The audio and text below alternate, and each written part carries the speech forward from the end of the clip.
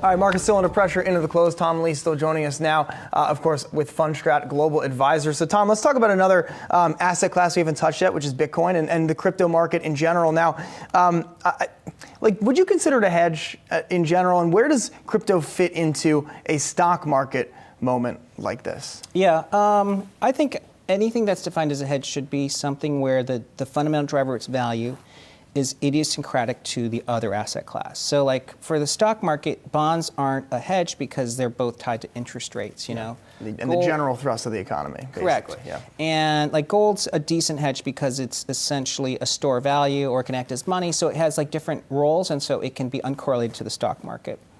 Cryptocurrencies is really got two thrusts. You know, one is it's a network-based value asset, so the more people that adopt it, the more valuable it becomes.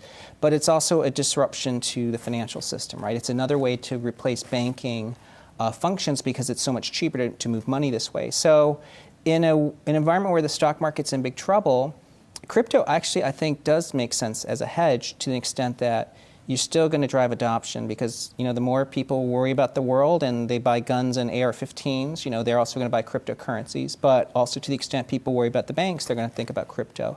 But there's a problem with that thesis, which is crypto still relies on fiat to crypto on-ramps. You know, people actually having money to put into crypto. And if the stock market's down and they're getting margin calls or Robinhood shut down, the Bitcoin bid disappears. And so it's a decent hedge, but not a full hedge. I mean, what is the time horizon on crypto in this idea of globalization, which we talked about on Friday? So is coronavirus what's happening now? Is this going to be pulling us back in the trade war? We're going to be becoming just more centered on our own countries. Is that make crypto more complicated or less of an appeal? Because part of it is the frictionlessness that you can have just sending money to somebody around the other side of the world. Yeah, it's a good question. I mean, I think, you know, I don't know what the byproduct of the corona will be. You know, it may be regionalization of supply chains. It could be people don't travel, or it could be like everyone just gets chapped hands because they're washing it all the time. But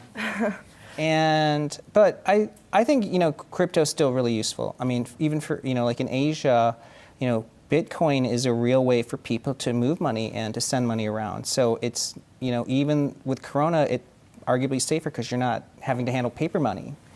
And then it can't be seized by a government that's having financing problems or, you know, having to raise taxes. So I think it's still going to be really useful.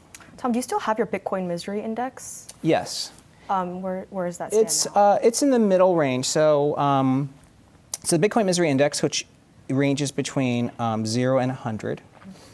When people are really miserable, which is below 30, you actually want to buy Bitcoin. And then when people really love Bitcoin, when it's above 70, it's very tough for Bitcoin to build on its gains. And right now it's right in this middle range, around the 40. So I would say sentiment is neither that bullish nor bearish on crypto.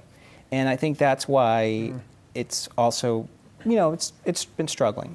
And then, Tom, just to kind of finish up thinking about the stock market here, you know, I think it was maybe 3 or 4 weeks ago, you had that note out talking about not enough S&P to go around, and this idea that you look at the outperformance of U.S. stocks relative to their peers, and it's clear that this was something like a safety trade. And that's just not now. It was over the last 10 years.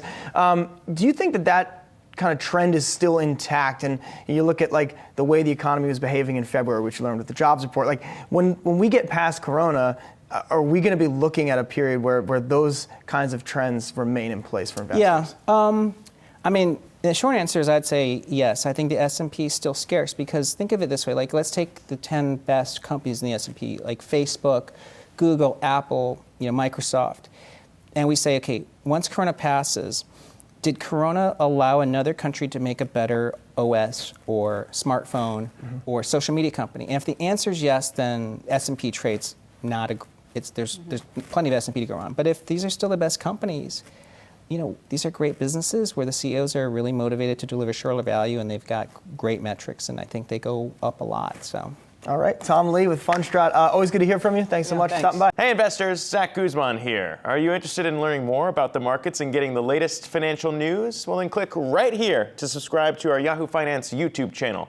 Get the latest up-to-the-minute market analysis, big interviews in the world of finance, and information on how to manage your money every day wherever you are.